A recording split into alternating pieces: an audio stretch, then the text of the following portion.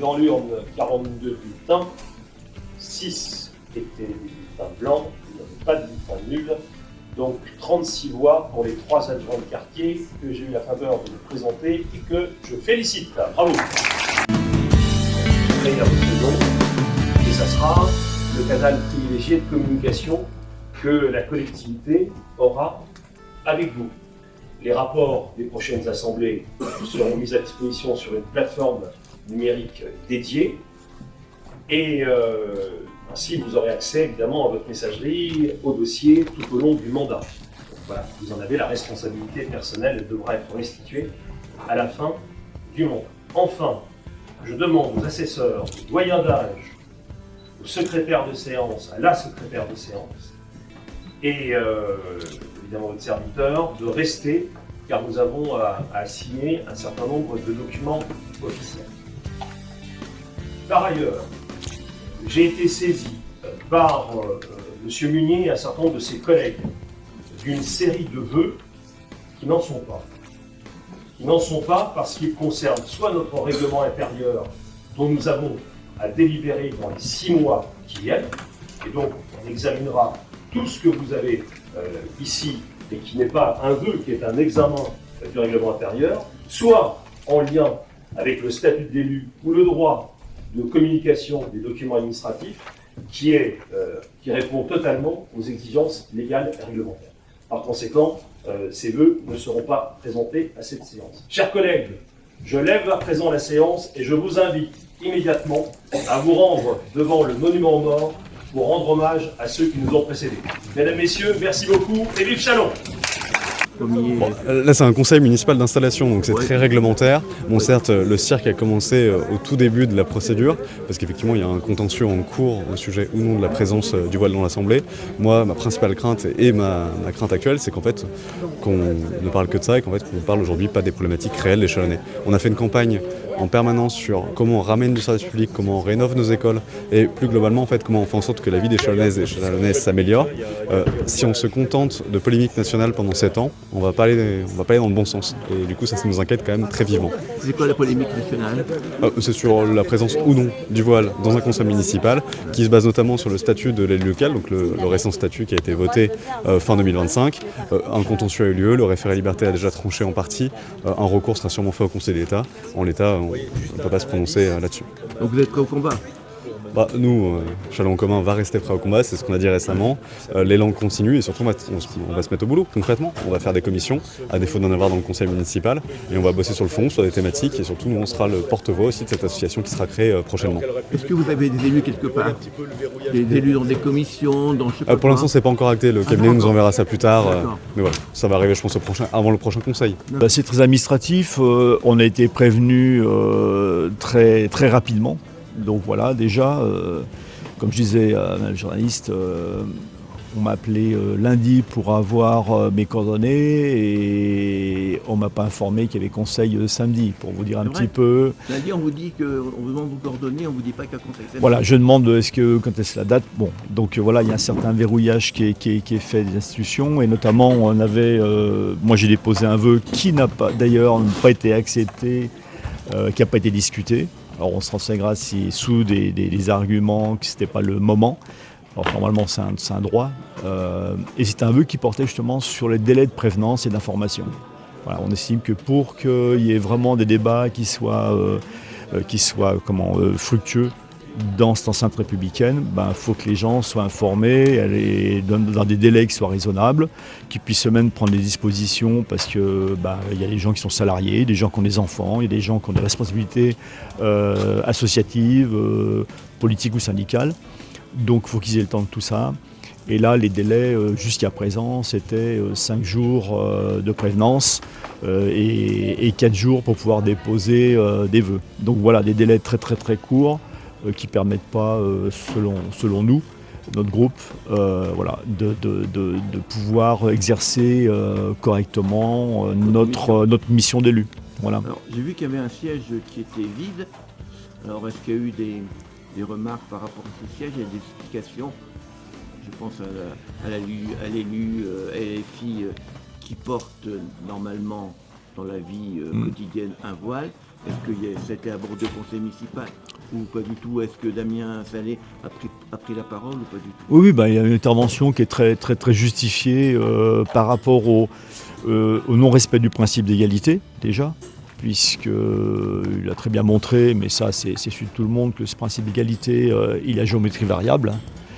Selon les orientations, les croyances des uns et des autres. Donc ça, c'est pas voilà. Et puis, comme je disais à l'autre journaliste, pas confondre un agent public, comme je peux l'être dans une mission à l'Éducation nationale, qui ne doit pas faire de prosélytisme pour pas avantager une religion. Un agent des collectivités publiques ne doit pas faire de prosélytisme pour pas avantager que l'État avantage une religion plus qu'une autre. Donc ça, c'est complètement recevable. Ici, on est représentatif des citoyens et pas de l'État. On est élu par des citoyens, on a nos croyances religieuses, politiques ou autres. Elles doivent être respectées. Monsieur Platret fait un petit peu de l'apolitisme à sa manière. Mais certes, on doit se préoccuper de tous nos citoyens, mais n'empêche qu'on représente la diversité des citoyens, de leurs croyances et de leurs opinions politiques. Sur les collectivités locales, on attendra la jurisprudence, parce que la jurisprudence elle est assez diverse. Donc il y a un premier jugement qui a été établi en urgence. On verra par la suite les débats.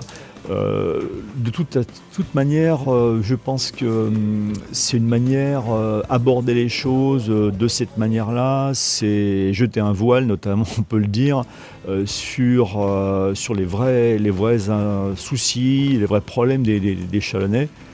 Et par exemple, un dossier que j'ai beaucoup défendu, c'est par exemple l'état des écoles de Châlons qui est vraiment préoccupant. Et le maire n'a pas abordé une fois dans son discours par rapport à ses promesses de campagne, enfin c'est le discours qu'il a eu tout de suite, à l'instant, ce problème-là. Alors que c'est un problème très urgent dans certaines écoles, parce qu'il y a ça pose même des problèmes de sécurité. Donc voilà, c'est une manière de faire une politique politicienne dans un lieu qui devrait être un lieu de consensus, de respect de tous les élus.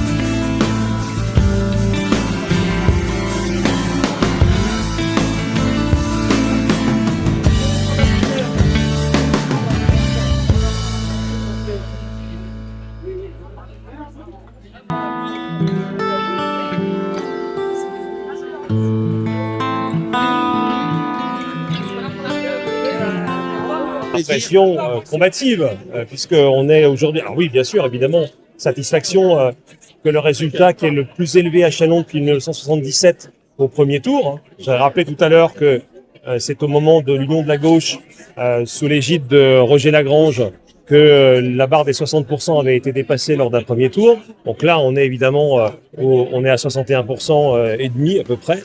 Donc c'est une satisfaction, et en tout cas c'est surtout une obligation, parce que ça veut dire que les Chalonnais nous ont fait l'obligation de remplir les engagements que nous avons pris devant eux. La parole publique est complètement discréditée de nos jours, la classe politique s'est enfoncée dans des décennies de mensonges, et on a encore, je crois, sans doute la possibilité sur le plan local de pouvoir rétablir, retisser ces relations de confiance, mais sur la base d'un projet qui sera tenu. Donc c'est vraiment là-dessus que ce mandat commence. On a un programme qui est important, ambitieux, et notre but désormais, avec les adjoints qui m'entourent, les conseillers municipaux délégués que je vais nommer par arrêté dans quelques jours, donc toute l'équipe de la majorité municipale, nous avons l'obligation de pouvoir remplir l'engagement pour lequel nous avons été élus. Donc c'est vraiment ce sentiment-là, donc c'est de la joie bien évidemment, mais c'est aussi un vrai sentiment de responsabilité, parce que cette ville on l'aime, qu'elle a beaucoup changé ces 12 dernières années, mais qu'elle doit encore continuer d'évoluer, encore continuer à créer de l'emploi, encore accueillir de nouveaux projets, de nouveaux habitants, et tenir compte des besoins de chaque génération. Donc ça nous fait un plan de travail qui ne va pas nous amener à nous ennuyer. Alors avec ce qui se passe en Iran avec le pétrole, ce que vous aviez prévu va être encore plus difficile à faire. Alors on sait qu'on a un choc économique qui risque d'arriver avec les problèmes énergétiques. On y fera face. On a déjà eu à subir ça, comme vous le savez, en 2021-2022, au moment du déclenchement de la guerre en Ukraine,